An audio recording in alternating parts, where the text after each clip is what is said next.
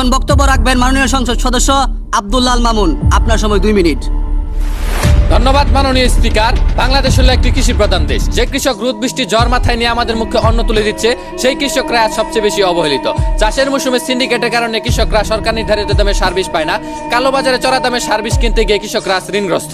মাননীয় স্পিকার, কৃষকরা মাথার ঘাম পায়ে ফেলে ফসল ফলায়, অথচ ধান বিক্রি করতে গেলে কত তালবাহানা দেখতে হয়। কাঠাপ্রতি 1600 টাকা খরচ করে ধান বিক্রি করতে হয় 700 থেকে 800 টাকা মন, যেখানে সরকার নির্ধারিত মূল্য করে দিয়েছে 1400 টাকা করে। মাননীয় স্পিকার, বড় বড় শিল্পপতিরা হাজার হাজার কোটি টাকা ঋণ খেলাপি হলেও তাদের কিছু হয় না, অথচ কয়েক হাজার টাকা কৃষি ঋণের জন্য কৃষকদের নামে মামলা হয়, তাদের কোমরে দড়ি বেঁধে জেল হাজতে নেওয়া হয়। এটা অত্যন্ত লজ্জাজনক মাননীয় স্পিকার।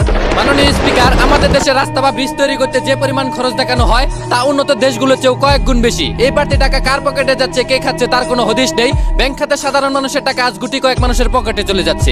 বিদেশে টাকা পাচার করাটা এখন ডাল ভাতে পরিণত হয়েছে। আমরা যদি এই টাকা পাচারকারীদের ধরতে না পারি মাননীয় স্পিকার, তাহলে আমাদের আউলিয়া দেশ যে কোনো সময় দেউলিয়া হয়ে যেতে পারে। মাননীয় স্পিকার, জন্ম নিবন্ধন থেকে শুরু করে সরকারি হাসপাতালে চিকিৎসা সব জায়গায় টাকা ছাড়া ফাইল নড়ে না। সাধারণ মানুষ আজ সিস্টেমের কাছে জিম্মি। মাননীয় স্পিকার, আমরা যদি এই দুর্নীতির লাগাম টেনে ধরতে না পারি, কৃষকদের রক্ষা করতে না পারি, তাহলে ইতিহাসের কাঠগড়ায় আমাদের জবাবদিহি করতে হবে। ধন্যবাদ মাননীয় স্পিকার।